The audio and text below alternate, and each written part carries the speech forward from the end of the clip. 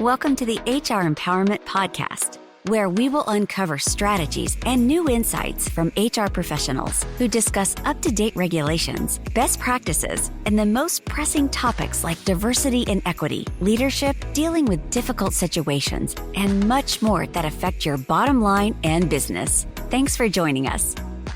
Hey everybody, Wendy Sellers here. Welcome back to HR Empowerment. I am so excited to introduce you today to our guest. We're going to be talking about AI that actually helps people grow instead of replacing them. Wouldn't that be wonderful?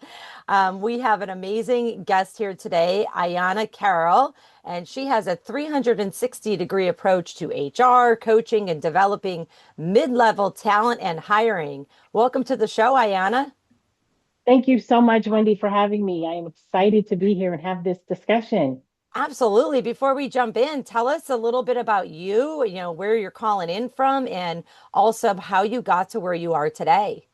Yeah, so I am calling in right now from Las Vegas, Nevada, where it is 60 degrees outside. So I am not complaining at all about some of the weather issues. But I am a career HR leader. I have been in HR for 25, 30 years. Started at the very beginning and kind of worked my way up. And then a couple of years ago, I stepped out of the corporate space and noticed that there was a gap in visibility as I was, networking and speaking to other just professionals in general about their career trajectory. And there was a gap in visibility in how we really utilized our talent. And then AI, the replacement of AI, was magnifying that. So I was like, there has to be something that we can do. And hence, there wasn't. And I created a platform that helps close that visibility gap. Oh, I'm excited. I'm excited. Let's just jump right in then. You've taken a very different stance on AI in human resources, using it to develop talent rather than eliminate roles, which is a huge concern of what's going on, not just in the United States, but around the world, because AI, which I love, by the way, seems to be like the answer to all the problems. But in the end, guess what? People are really the answers, right? So what problem in the workforce were you seeing over and over again that made you build? I believe your platform is called Talent Intelligence Platform, correct? Yes, we are a talent intelligence platform. Well, we're called Metrics AI, but a talent intelligence platform that's based in decision making. And what I kept seeing over again was really wasted potential, right? Companies were laying people off, they were hiring externally, while capable employees sat in their company. They were generally unseen, underutilized, or labeled as not ready. And there was no real evidence of that, right? Because there was no platforms that people could see the talent. So most of the time, when promotions were being made, it was based on proximity, familiarity, or a manager's perception rather than skill readiness or trajectory. Um, and as a leader, that was deeply frustrating Right. to me. So we built a platform that would close that visibility gap, and not to replace people, but so that we could see more talent was more visible, and it helped us make better decisions. I love it. I was reading a statistic, getting ready for this today, from the World Economic Forum, their Future of Jobs report, and it said that 87% of executives say they're experiencing skills gaps or expect them within the next few years. And that's with AI and all the technology. So bravo to you and thank you, because wouldn't it be nice to just like plug our human beings in and then have a little search engine optimization on them? What skills do you have? And it sounds like that's what you did. That's exactly that's a perfect way of explaining that. That's exactly what we did. What skills do you have that, could help us move the business forward? 100%. I love it. Now, a lot of organizations say that they want to upskill their people, but struggle to connect the reality, the business needs with real development plans, which can be expensive. So, how does Metrics AI actually create visibility between the skills the organizations need and the talent that they already have? Yeah. Without getting too So techy. no, so well, so I think what happens is most upskilling efforts fail because we start with learning, which is not normally a bad thing, but um, learning isn't not what the business demands. So what Metrics AI does differently is we begin with the roles. So kind of like you said, we map out what roles are coming up now and in the future, and then we look at the skills that are required for those roles, and then we map the employees' skills to the roles that you have available. Okay, so if I could surmise that, it's analyzing first what we need today, what we need tomorrow, and then maybe to the tomorrow's tomorrow, right? So what do Right. we have? What do we need? And then going into, okay, what do our employees need learning on instead of just saying, hey, let's do some learning and development. Nope, that wasn't it. Let's try again. Yeah. So we just go out and, we're all lifelong learners, hopefully, and we all want to learn, as much as we can. But when learning is targeted toward the business and the skills that are going to be necessary for us to continue to grow, then it helps us have a clearer picture on the skills that we need internally versus us going externally to hire. And that does a couple of things, right?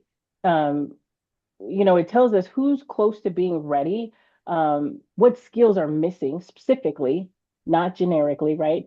And then who should we invest our development dollars into instead of just kind of figuring out, what to do, throwing stuff at the wall.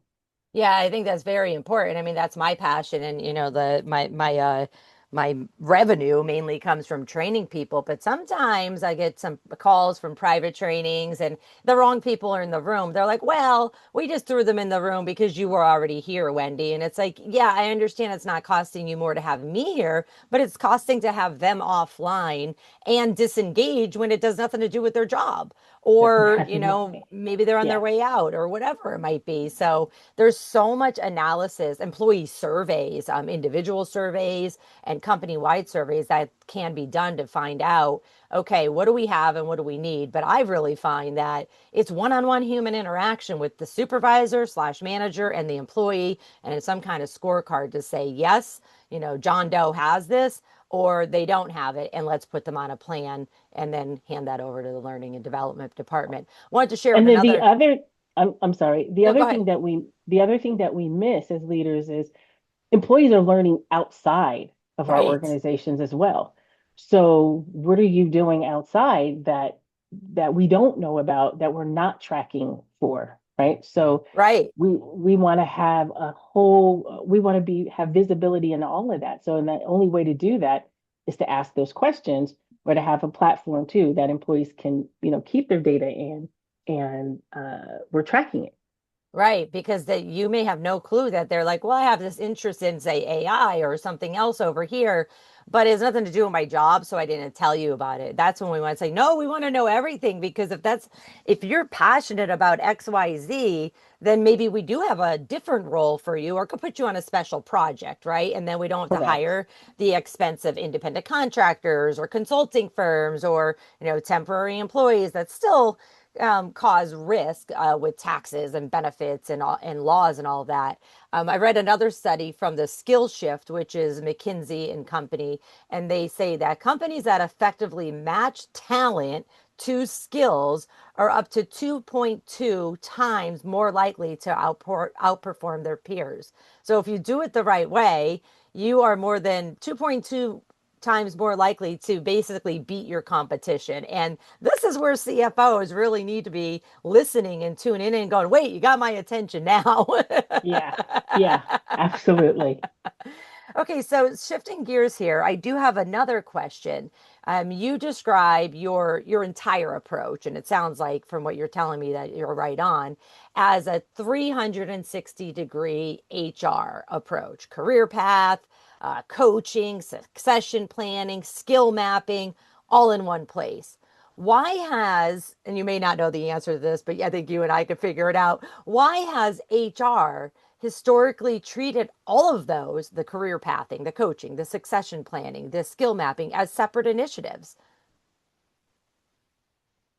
So I love this question because I believe that historically HR has treated these as separate initiatives because they grew up in different eras for different Oh, problems, often owned by different teams and supported by different systems. So, for example, career pathing lived in learning, right? Succession lived with leadership or the executive team. oh. Uh, Coaching was individualized or manual. And skills data just lived nowhere usable, right? Nowhere So usable nowhere usable. on that paper resume in an actual hard copy drawer that no one ever opened.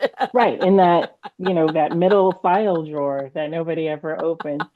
And I think if the problem is employees don't experience their careers in pieces, right? So you can't have the succession and the manual training and learning all in different pieces. And then organizations also, I don't believe, make decisions in silos, especially when they're under pressure. So when you unify these through intelligence, through AI or something, something important happens, and that's when your talent starts to flow better, and you can see how skills leads to readiness, and how readiness leads to succession, and how succession um, leads to your development investments. So I think it's a matter of error and where we all grew up Yeah, using I those think I talents. think you're absolutely right. In fact, Gartner says that only 35% of HR leaders say their workforce planning is actually aligned with business strategy. And Yeah.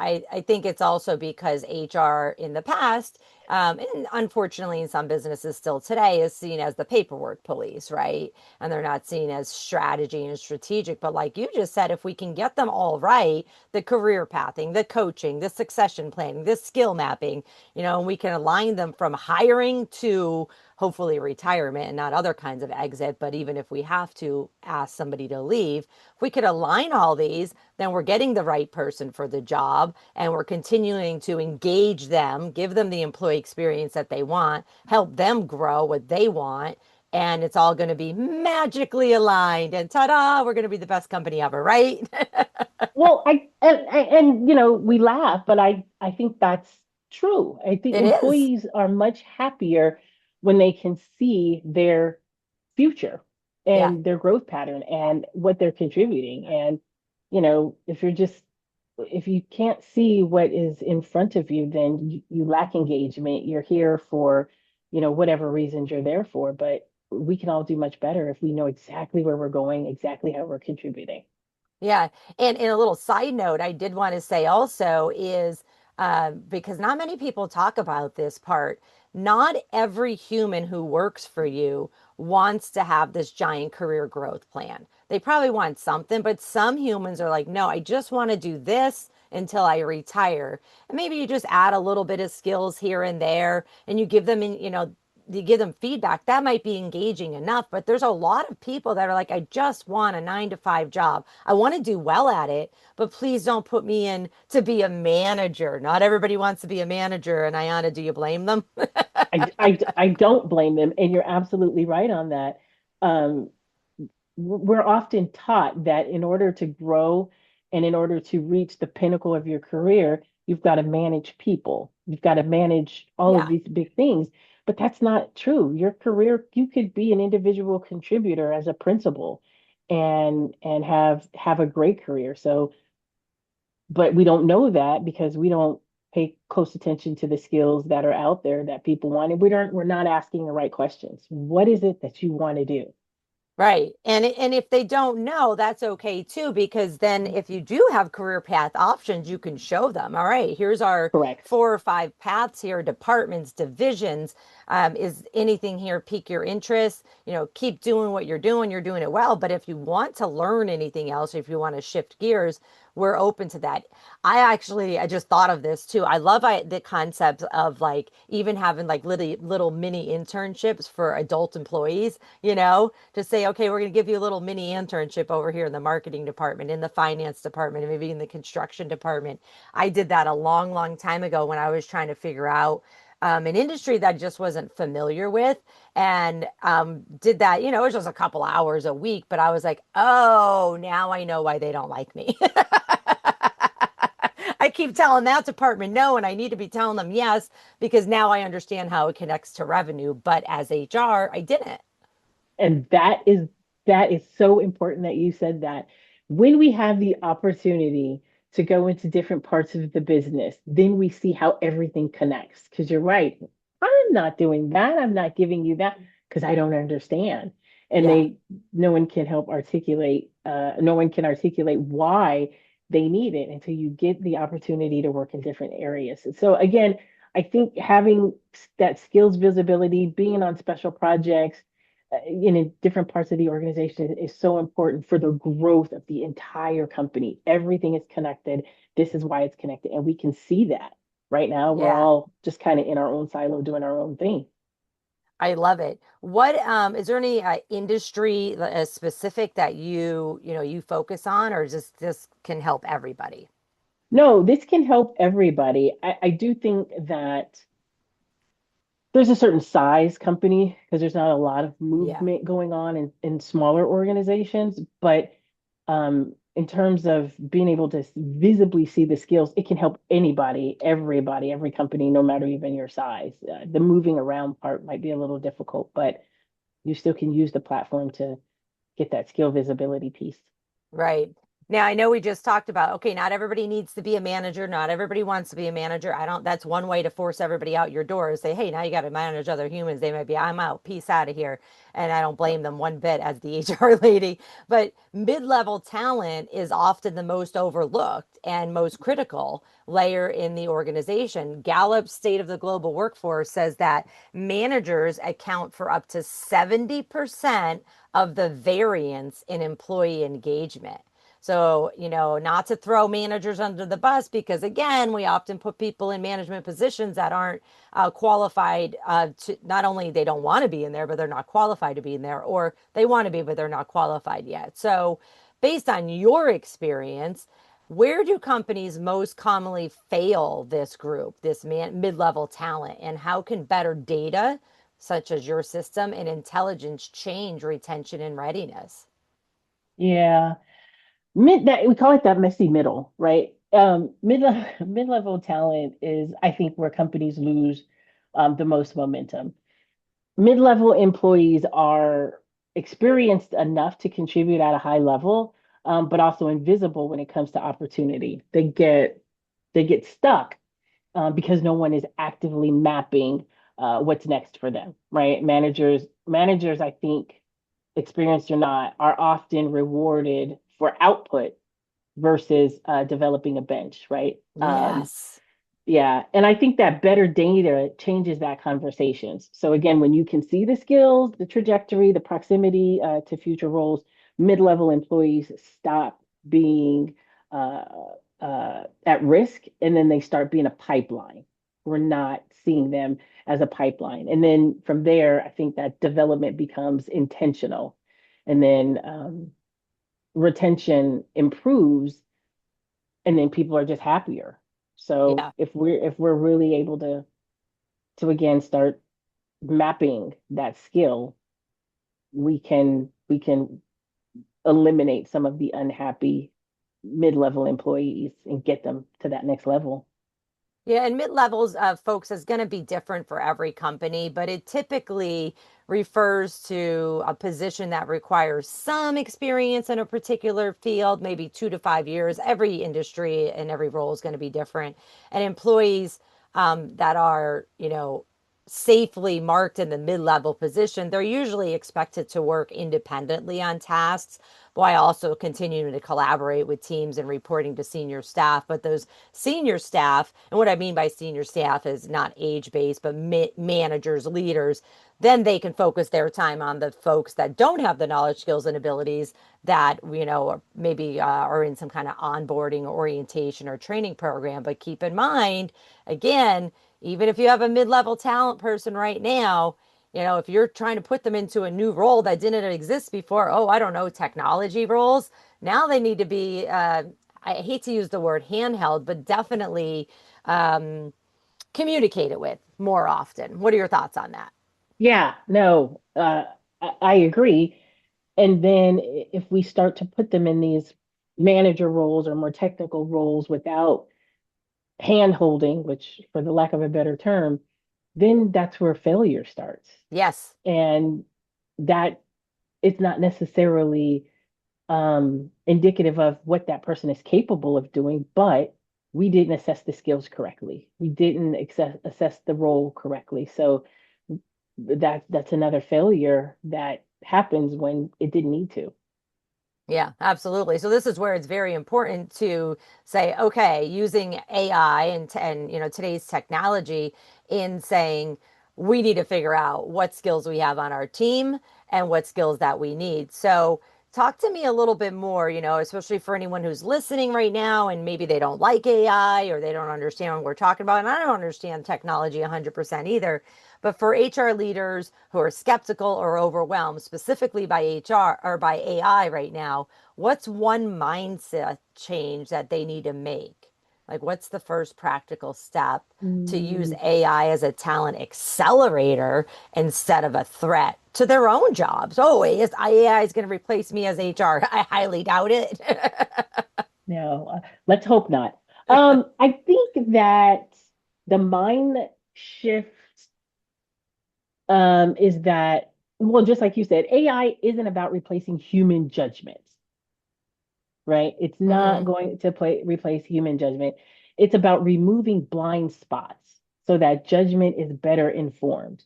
So when we have a tool that can help us make better decisions, that's the mind shift change. AI is not going to change the human aspect of HR at all. It just helps us make better and more informed decisions. So I don't think that you need AI everywhere. You need it where decisions are already being made with incomplete information.